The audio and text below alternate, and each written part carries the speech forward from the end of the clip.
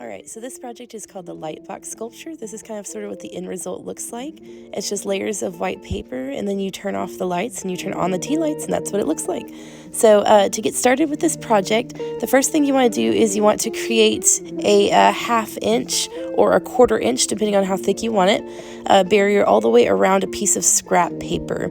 So you can measure that, you can eyeball it. It's kind of up to you how accurate you want to get it. I would strongly suggest measuring, though. That way it's going to be nice and even. If you don't measure, sometimes it gets a little off. All right, so whenever it comes time to do your design, you want to think about layers. So you want to have different layers. You want to have a light layer, a middle ground, background, and foreground layer, and then you want to have what's called the frame layer. So here I'm just kind of roughly sketching out my plan and my idea. So I want to have like a hill with like a person holding an umbrella parcel thing with a pet dog next to him, with like maybe like a forest and some water with the moon behind him. So that was my kind of idea. So you want to sketch out all of your layers together on one piece of paper, and then you want to draw kind of like a box around the inside of the box that you drew previously, and that's just to keep your paper from falling apart whenever you go to put it in the box. So when you're ready, you're just going to transfer. So I'm just using a piece of pastel transfer paper, and then I'm just going to trace my layers onto cardstock paper. So you really want to make sure that you get that frame in there. And keep in mind, this is not the same one that you did the measuring on. This is just the outline of the box itself.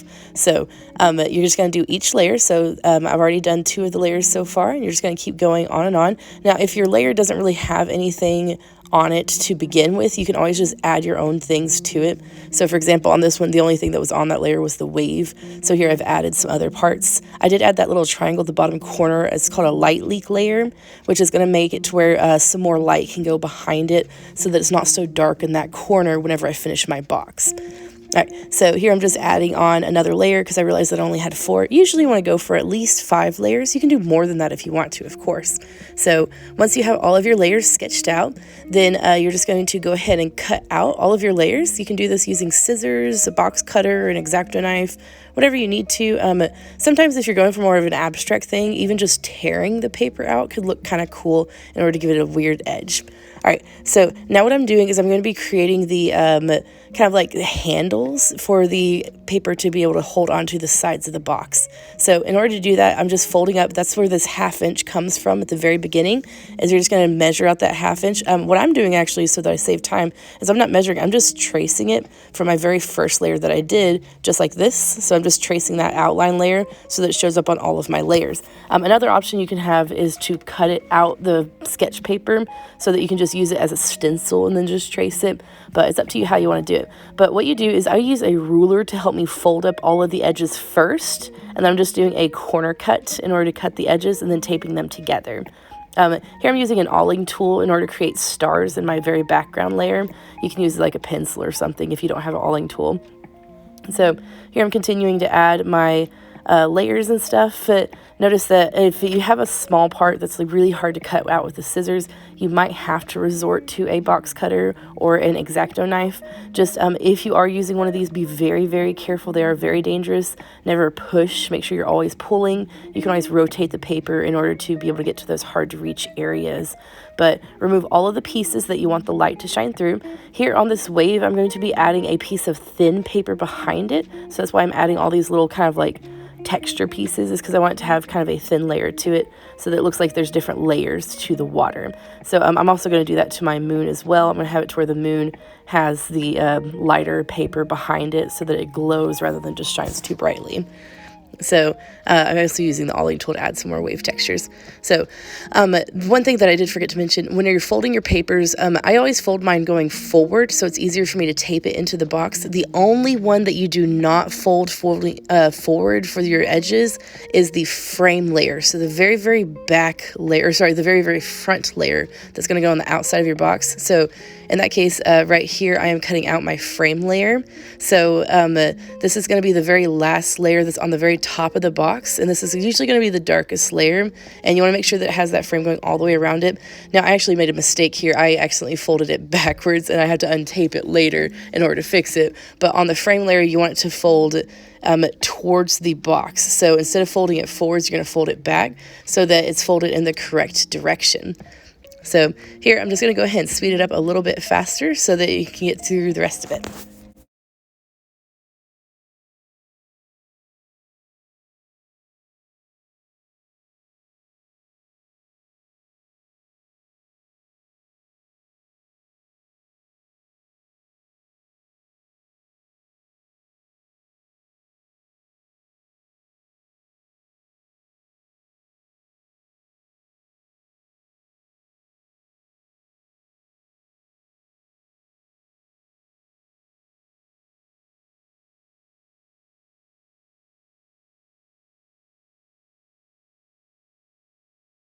When you're done with all of your layers, the next thing you're going to do is you're going to build your box. So here I'm just using the ruler flip trick, which is where I'm just measuring the ruler and then flipping it and then drawing a line.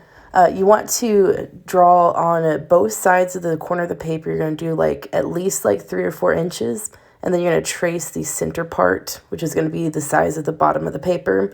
And then afterwards, you're going to just cut it out. And then you're going to fold it all up just like we did on the other pieces of paper. And you're going to cut the corners and then just fold them all up and then tape them. Don't over tape them because you will have to adjust the box as you put in your layers. So I would only tape like one part of the corner so it's easier to dismantle. All right, so here was what I was talking about earlier. I'm going to put this kind of diffuse layer. So I'm just taping this to the back of the layer, not the front of the layer. That way it's not so intense with the brightness. And I'm doing the same thing with this wave texture here, just to give it a little bit of difference. You can also take like something round, like a piece of thin paper, and then glue pieces of cardstock to it in order to give it a different effect as well.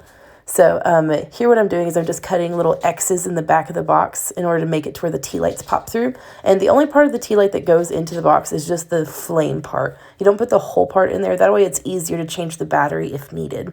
So here I'm just testing the box, making sure that everything's going to fit just right. And I'm also doing a light test to see if there's anything that I need to move forward or move further back. So once I know that everything is going to work out, I'm going to adjust the box as needed. It was a little bit too tight, so I'm just kind of stretching it out just a little bit more. And then afterwards, I'm going to go ahead and layer my papers in. Don't be alarmed if your layers don't fit. Just adjust your box until they do. So that's why we just use tape and we don't glue it together yet. We're just going to get it to as best we can, right?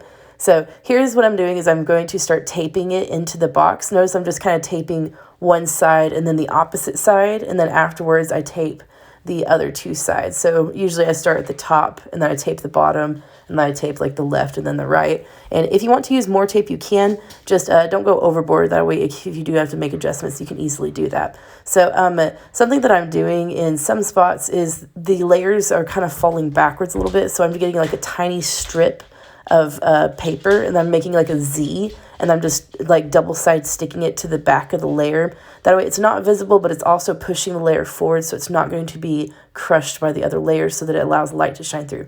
So here's the very last step, is you're getting the frame layer, and you're just going to tape the frame layer to where it wraps around the edges of the box. So all the other layers are facing forward. This is the only layer that faces down, so that you can wrap it around the edges of the box so it has a nice, somewhat cleaner look to the edges of it. Afterwards, I used hot glue to attach my tea lights to the back. That way they didn't fall as much. And this is the final result.